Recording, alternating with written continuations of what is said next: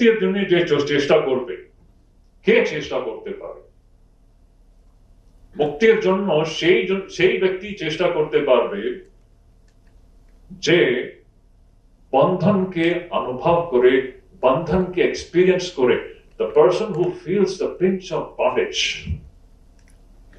যে ব্যক্তি বন্ধনের যন্ত্রণা অনুভব করে সেই বন্ধনকে কাটতে চেষ্টা করবে, বন্ধন থেকে বেরিয়ে আসতে সে ছটফট করবে। যে মানুষ বন্ধন ফিলই করে না, ওই বন্ধন থেকে মুক্ত হওয়ার জন্য চেষ্টা করবে না। এটা একটা খুব ইম্পর্টেন্ট পয়েন্ট। মুক্তির জন্য চেষ্টা করবে সেই ব্যক্তি যার মধ্যে এই বন্ধনের একটা অনুভূতি থাকে। সেই জন্য আমাদের শাস্ত্রের মধ্যে আমরা দেখি বন্ধনের দৃশ্যটা খুবই গ্রাফিক্যালি ডিসক্রাইব করা হয়।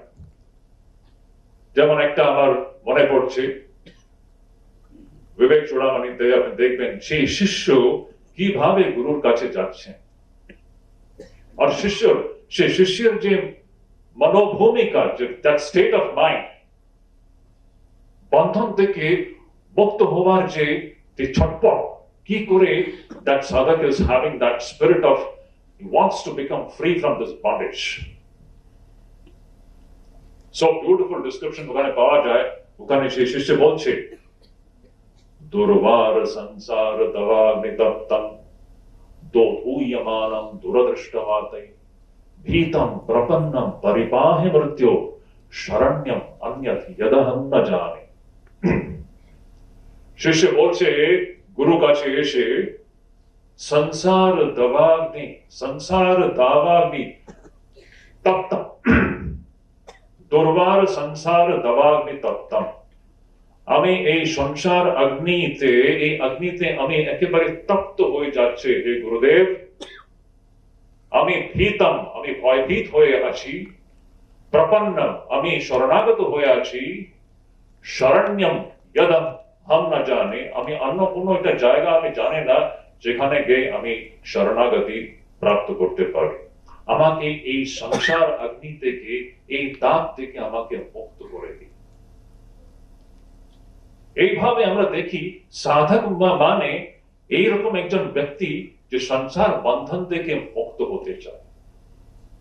আপনাদের সবাই আমরা সব জানি, আমরা ডেইলি যে আমরা যে ঠাকুরের আরতি যে আমরা যে চ্যান্ট করি সন্ধ্যাবেলা, ও প্রথম 3 শব্দ কি হচ্ছে এই আরতি?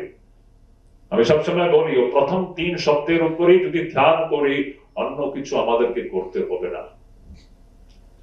ঠাকুর শ্রী রামকৃষ্ণ মানে কি? উনি হচ্ছেন খণ্ডন ভব বন্ধনের মূর্ত রূপ। ঠাকুর মানে কি? সংসার বন্ধন থেকে মুক্তি কি করে পাওয়া যায়, তার উনি মূর্ত জ্বলন্ত রূপ। The demonstration of this great phenomenon called liberation, mukti, mukti, mukti. এই মুক্তি হচ্ছে একটাই উদ্দেশ্য। মনুষ্য জীবনের, মনুষ্য জন্মের একটাই উদ্দেশ্য হচ্ছে এই মুক্তির প্রাপ্তি। এই মুক্তির প্রাপ্তিকে আমরা ভগবত প্রাপ্তি, ভগবান লাভ, এইসব আমরা নানা রকম আমরা ওয়ার্ডস ইউজ করি। এই মুক্তির প্রাপ্তি হবে কি করে? যখন মানুষ নিজের স্বরূপকে চিনবে, যখন নিজের স্বরূপের জ্ঞান হবে, সেই জ্ঞান দ্বারা মানুষ মুক্ত হয়ে যায়। তো আসল জিনিস এখানে প্রশ্ন এটা হচ্ছে যে মুক্তির জন্য সেই মানুষই চেষ্টা করবে যে ঠিক বন্ধনের যন্ত্রণা এক্সপিরিয়েন্স করছে। আমি ঠাকুরের এই 3টে দুটো এক্সাম্পলস আপনার সামনে রাখবো। ঠাকুর কি বলছেন এই ব্যাপারে? ঠাকুর একটা উদাহরণ দেন। উনি বলেন, এক জেলে জালিয়া ও জাল ফেলে দিয়েছে আর মাছ ধরার জন্য, আর সেই জালের মধ্যে অসংখ্য মাছ ভেসে আছে। কি সুন্দর ওনার ডিসক্রিপশনটা।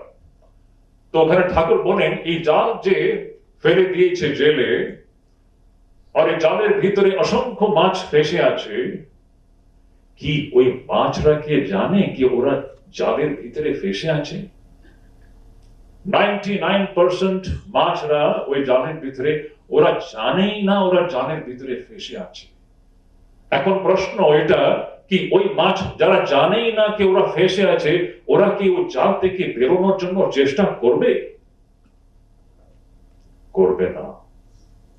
তার মধ্যে 2-3টে মাছ হয়তো চিনতে পেরেছে কি আমরা এই জালের ভিতরে ফেসে গেছি, জাল থেকে বেরিয়ে আসতে হবে। আর ওই 2-3টে মাছ ওই জালকে কাটতে শুরু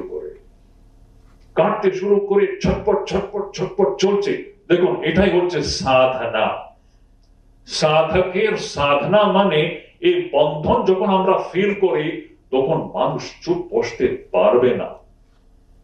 যখন আমরা বন্ধন ফিলই না করে, কি করে সাধনা হতে পারে? কি করে চেষ্টা কি করে হতে পারে? তো এই যে 2-3টে মাছ, ওরা এই বন্ধনকে ফিল করে, ওরা মাছ এই জালটাকে কাটতে শুরু করেছে। আর শেষের দিকে যাই বলুন, ঈশ্বরের কৃপা বলুন, ওদের চেষ্টার ফল বলুন, ওই জালটাকে কেটে ওরা বাইরে লাফ দিয়ে ওরা মুক্ত হয়ে যায়। আমাদের অবস্থা ঠিক এইরকমই অবস্থা।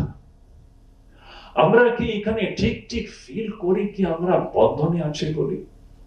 এটাই তো খুব বড় প্রশ্ন। আমাদের শাস্ত্র দেখবেন, শাস্ত্রের এই জিনিস নিয়ে বিস্তার পূর্বক আলোচনা হয়েছে। শঙ্করাচার্যের যে বিখ্যাত যে অধ্যাস ভাষ্য যদি আপনারা পড়েন, ও পুরো অধ্যাস ভাষ্য হচ্ছে বন্ধনের ডিসক্রিপশন। আমরা যতক্ষণ না জানি কি আমরা এখানে বন্ধনে রয়েছে, মানুষ মুক্তির জন্য চেষ্টা করবেই না, সাধনা করবেই না। যদি আমরা এই বদ্ধ অবস্থাকে স্বাভাবিক মনে করি,